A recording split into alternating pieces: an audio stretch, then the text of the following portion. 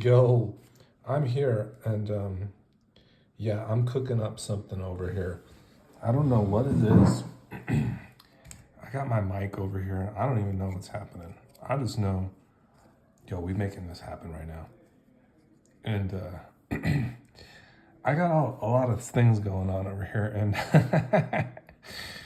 okay, so this is what the MTG term is: let the man cook.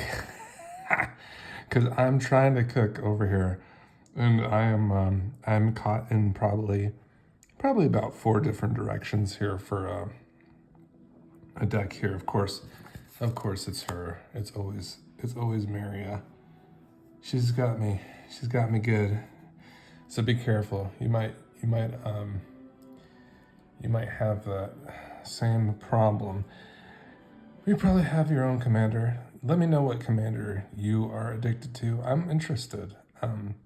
Because I would like to try something maybe new too. I'm always up for trying something new. So this is kind of where I'm at right now. So I think maybe the first thing I should explain is that I really feel like Maria has a lot of good red and green qualities. Green, for instance, is very good at putting lands on the battlefield. And I'd say red is kind of similar in that way, where it's very good at putting, treasures on the battlefield. They're both very good at accelerating and creating an abundance of mana. That's for certain.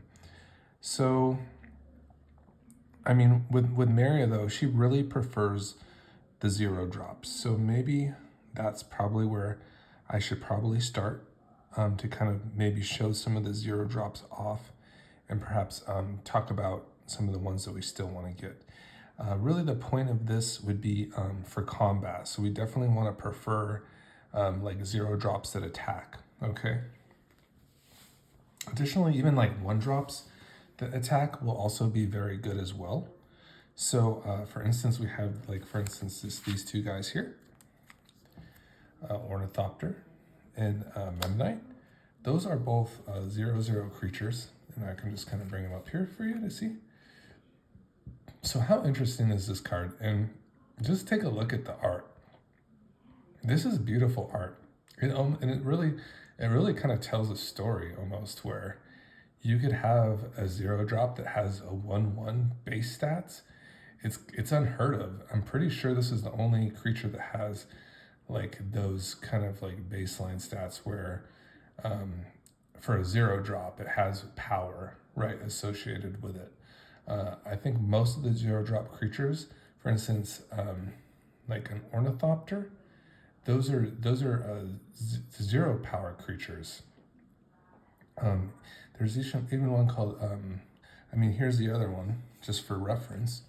You have the Phyrexian Walker here, of course, and that's a 0/3. So, I mean, they're not really built too much with the power, but the Memnite is. And you can see it looks kind of menacing, you know? It has like these kind of dagger-like like appendages, and the text on this is really cool. Reminders of that's a hard one. Is it with an M? It is. It's MN. Reminders of Memnarch's reign. Wow, this is an amazing text. Still scurr across Mirrodin, reminiscent of his form, if not his power. So, yeah. Isn't that how interesting? So this was a really bad, probably, I believe it was probably one of the first Eldrazi, perhaps, or maybe one of the first like forerunners for that plane. So that's very interesting, huh? Probably has to do with the Mirrodin, right? The Mirrodin block. So that's very cool. Yes, very cool indeed. So yeah, there's Memnite, and what an awesome card. So we definitely want to play these ones that can attack, right? So these ones can attack, and additionally, we also want some one drops that also can get in there too. We definitely want to prefer these guys, and I'll kind of explain why. We definitely want to be built for combat. We want to have attacking creatures that are in like the sighted on the, on the 1-drop. Definitely preferring those over some of the other 0-drops and 1-drops. Okay, so of course we will still be playing some 1-drops as well. So just bear with me because I am just kind of doing this on the fly, just kind of, trying this out and getting some of these creatures together here. So I think I might have already gotten some of them out already. And I'm also going to get out kind of the supporting creatures here too, for sure. Kind of take us on this journey. Okay, so what do I got here? Okay, excellent. All right, so for instance, apart from the 0-drops, we're also going to be playing the 1-drops too. I can imagine playing lots of 0-drops and 1-drop artifacts is going to gas out our hand pretty quick. So a card like Beaumont Courier is going to be really good at swinging out to an open opponent, which will likely happen. We'll probably have some opponent that is more susceptible to us, to getting in with our creatures. And of course, each time we attack with a Beaumont, we exile a card from the top of our library face down. It goes underneath. And then for the 1 red, you can discard your hand, sacrifice Beaumont Courier, put all cards exiled with Beaumont Courier into the owner's hand. So also some discard synergy there too, of course, is always welcome as well. So I swear I just had the see, this is what happened when you're cooking. You get all this stuff over here. Basically what I'm looking for, okay, there's a Haywire Might. So this one can get in there, but really probably this one's going to be used mostly for the removal because it can exile artifacts, which is very nice, but it's just like another nice 1-drop that can, maybe get in there if we need it to. And then let's see here. I'm just looking for my Hope of Girapur now. I believe so. Yes, I have it here somewhere. Let's see. Where are you, Hope of Girapur? It's a very important card, so just want to take a look here. Maybe I had it in a pile. Yes, I did. Okay, here it is. Okay, and there's the Hope of Girapur. So that's that. I don't think I left anybody out, really. I mean, Gingerbird's another one that can kind of get in there unopposed as well, which is kind of interesting. That's also an interesting one to consider, huh? So we have the Hope. So the flyers are very good, of course, like the Hope of Girapur and the Ornithopter. Those ones are very good. Those are good flyers. So there's definitely like probably a premium on flyers. Okay, there's the Phyrexian Walker.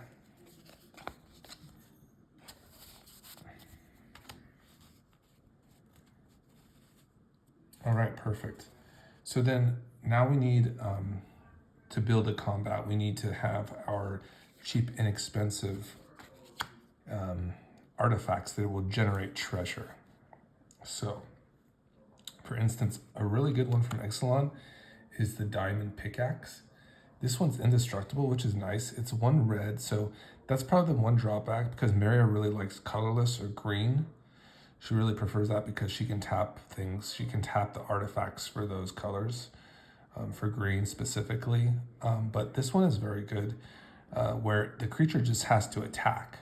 So usually these kind of artifacts, and historically, because I have kind of looked into this and I've kind of teased out the other artifacts, is that historically you have to usually deal damage to get the treasure. So the drawback of this is if you have like a double striker, I believe the double striker just attacks, that motion of attacking is just once. If you know anything different than that, please let me know, but I believe like the action of the double strike attack is just you get the attack, right? That's the motion of attacking. You go into attack, you register your attacks, and then double strike damage happens. In 2 instances of combat damage happens, but I don't think it attacks specifically twice. I think it just attacks once. But it is interesting for like our 0-3s and stuff. Like a Phyrexian Walker is just really nice because it has like a big booty. So that'd be a great target for the Phyrexian Walker, just like this 0-3, and just go ahead and equip the diamond pickaxe to it, and then you're gonna be making some treasures. So that's nice. Okay, so we got kind of our little suite of 1 mana cards, and here's the compared to the diamond pickaxe. Let me just get this one out again. Sweet. Okay. And I'm already at 10 minutes, so I know like after 15 minutes it's kind of, hard to like kind of keep up with this. So I'll probably just break this up into parts, just, and probably just title them differently, just for like easier accessibility. So this will probably just be like a part 1, because, this is just the start of like making like a super sick deck. So there's our diamond pickaxe. And then now, in comparison, this one just has to attack, right, to make the treasure, whereas you have like a card like Goldvine Pick, where you have to deal the combat damage to a player to make the treasure. So a little bit different, right? Definitely going to be better for our flyers like the Ornithopter. The Ornithopter will become a 1-3. It will do the combat damage. It'll make a treasure, of course.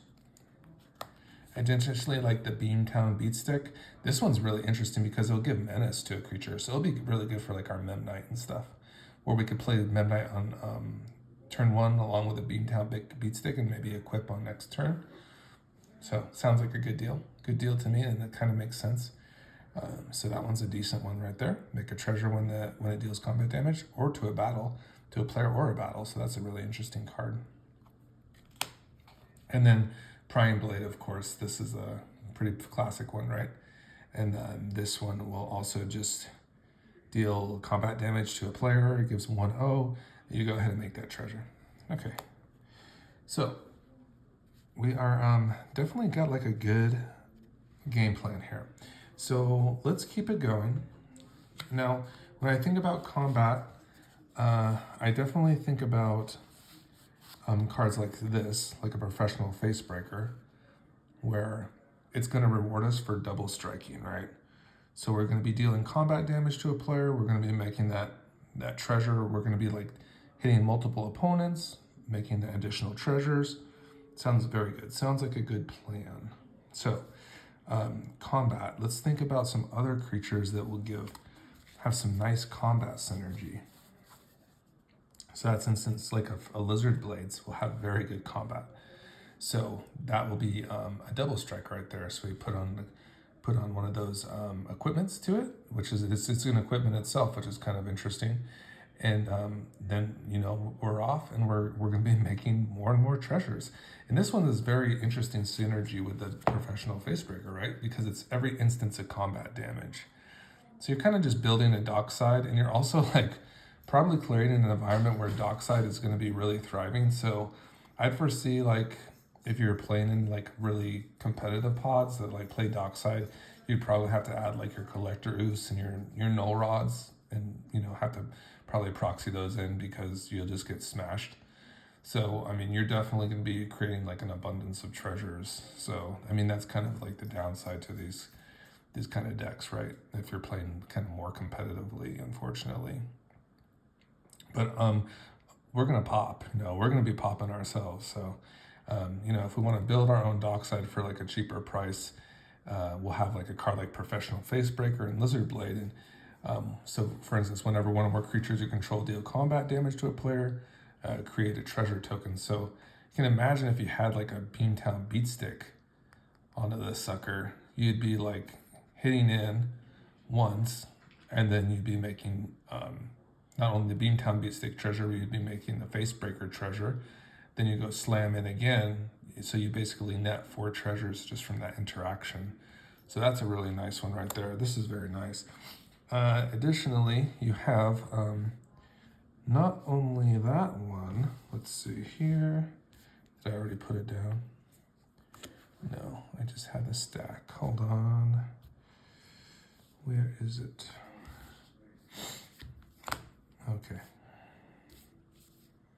Maybe it's in the stack. Yeah, probably. Oh, perfect. Okay, I have these all lined up. So there is the Phyrexian Dragon Engine. So this is obviously just another double striker, which would just, more redundancy, just like the Lizard Braids, just the same scenario. This one's interesting because if you get into the graveyard, you can unearth it and basically loot your hand, or if you have an empty hand, you go ahead and discard your hand, whether it's one card, whether it's no cards, whether there's two cards, and you just draw 3 cards. Once you unearth it from your graveyard, it comes on the battlefield. It has haste. You can go ahead and attack with it, and then of course it will be exiled at the end of turn. So it's a very interesting card. No doubt very nice because it's colorless. We always like colorless for Maria. Additionally, what other things are great with Double Strike? How about the Sword of Fortune Frontier? That one seems pretty good. Sword of Fire and Ice as well. So these ones are just so good with Double Strike. It's crazy. And you get so many cards with this, and you can play an additional land on each instance of combat damage. So the Sword of Fortune Frontier is just gas. You get the Pro Red, Pro Green, which is really nice. Additionally, you have the Sword of Fire and Ice. So that's a Pro Red and Pro Blue. So that's of course very good as well. I think we could play Embercleave here as well. I know it's a non-bow with the Sword of Fire and Ice and Sword of Fortune Frontier. But the Embercleave doesn't always have to go on the equipped creature that holds the sword. I mean, it can go on to another creature as well that we have on the battlefield. So Embercleave should be fine.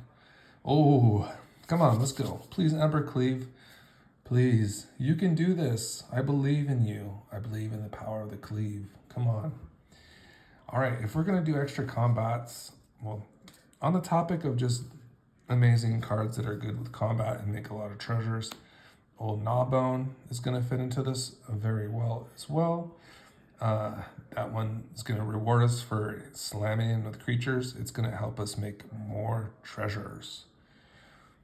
Additionally, we have our Ancient Copper Dragon, which is just very good for combat and making additional treasures. And this can just kind of lead us on a kind of just a journey, contiguity, you would say, where you have Karlach, which is very nice as well. That's just extra combat steps, so that's cool. Additionally, you have the Scourge of the Throne. That's extra combat steps. We got the Hellkite Charger. That's more combat steps if you have additional mana. And then, of course, the Savage Ventmaw.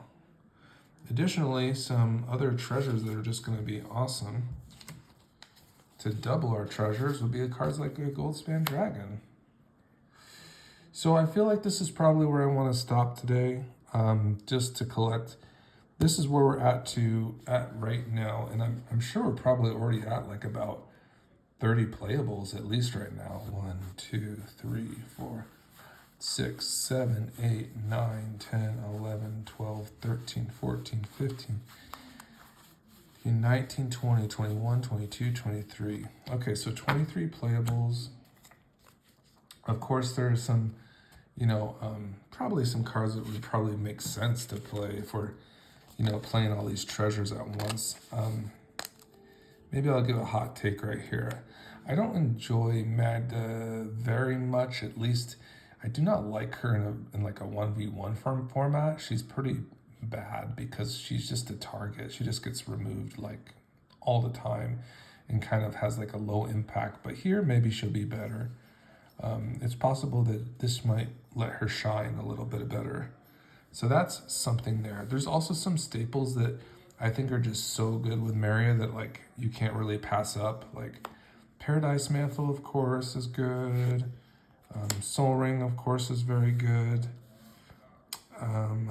Emerald Medallion is just amazing. What else is like just off the charts? Divining Top is pretty good. Divining Top is good, and maybe that will be kind of where we lead off next time with this deck, is because I would like to have within this deck like a alternate win con, and what I would like it to revolve around is the this. I would like it to involve this. the kind of Aetherflix Reservoir, Foundry Inspector, Divining Top. I think that'd be very nice one. That's the one where you're just basically redrawing and playing over the Divining Top over and over again, and basically just reaching the critical mass of the 50 life. So that's kind of a nice combo. It gets sped up too, especially if you're playing like a card like Mycosynth Gardens. This one. So this is just like another Wombo combo where your let's just talk this one out. So Aetherflux Reservoir, 4 mana. Whenever you cast a spell, you gain 1 life for each spell you've cast this turn. Pay 50 life. Aetherflux Reservoir deals 50 damage to any target. And then you have a Foundry Inspector where artifact spells you cast cost 1 less to cast. And then you have Divining Top here. So the only thing we need, I think, is something that will let us play from the top of our deck, right? Additionally, along with this, yeah, I believe so. Yeah, you would need something that you could play off the top of your deck, and that would be the experimental synthesizer. Where is that? This one. So there's that. So that's the combo there. I was just gonna probably just finish this one off just by going over a couple other staples that I want to include. Of course, the Ruby Medallion will be very good. Sylvan Library, of course, is amazing. Probably the boots, both the hexproof boots are very good. The shrouded boots and hexproof boots. Commander's Plate's amazing. Here's the Ruby Medallion, of course.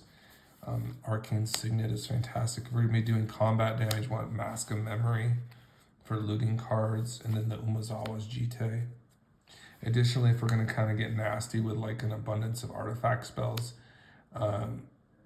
you're going to want to have like a Traxos. And if we're going to be playing Traxos, you're going to want to have a Great Henge, a couple Mana Dorks. So, I mean, I think this is kind of looking kind of nice, right? Now, we probably want to play off the top of our deck to an extent too. And the thing is that like landfall seems to be like the way to go. That's the problem I'm having is like, you know, I think we're already up to like 40 playables already. And to get like a package, like a landfall package in there, I mean, it looks like I'm going to have to play, you know, Oracle of Moldiah, maybe a Corsair, maybe not. Maybe like an Augur, probably a Tireless Provisioner. Yeah, for sure, if we're going to be making Abundance of Treasures, definitely. So, obviously this fits in very well, of course, for a landfall experimental synthesizer. Probably I'd have to play Dryad too. Dryad of the Elysian Grove and Exploration. So, probably looking at like, you know, just kind of conservatively. Probably a Crucible of Worlds, of course. 1, 2, 3, 4, 6, 7, 8, 9, 10, 11, 12, 13, 14, 15, 16, 18, 19, 20, 21, 22, 23, 24, 7, 28, 29, 30, 31, 32, 33, 34, 35, 36, 37, 38, 39, 40, 41, 42, 43, 44, 47. Okay, so pretty good. Other cards, of course, that we're going to absolutely play is like the Gamble. So there's more here. So I think we're about 50 cards here, and we're gonna have to have removal and such. So there's the Crucible. Of course, we have some removal that must be existing, right? We probably should play a little Sprout removal here. Vandal Blast would be good. Probably Beast Within and Chaos Warp, just to start. I mean, probably a Blasphemous Act too. So yeah, I think we got a good start on here. It might be like a very low amount of lands for a landfall deck, and I don't know. I mean, the thing is like, that's kind of the impasse that I'm at. So if you all want to like give me any advice, like, I'd appreciate it. Yeah, it's kind of tough, right? Like, I feel like if I have to add the landfall package, there's just so many other playables that I have to add on, and I'm just wondering if we can just get around this with just like a lot of card draw, you know, to like kind of find our combos, which is possible. We could definitely go the route of like a Escape to the Wilds and call the Wild Speaker route, Last March of the Ents, Rishkar's Expertise. We could definitely do that. That would probably be the way to go. But I could definitely make a sweet Azusa deck now, probably. She's kind of gross though, but all right. Well, this is where we're at right now. I think we're definitely because this is like our first kind of go at it. I think it's going to be mostly like combat, like a combat deck. Yeah, probably very combat orientated. So, well, 25 minutes. So if you stuck with me, that's fantastic. And you can all have a great day. And hopefully we all learn something. Goodbye.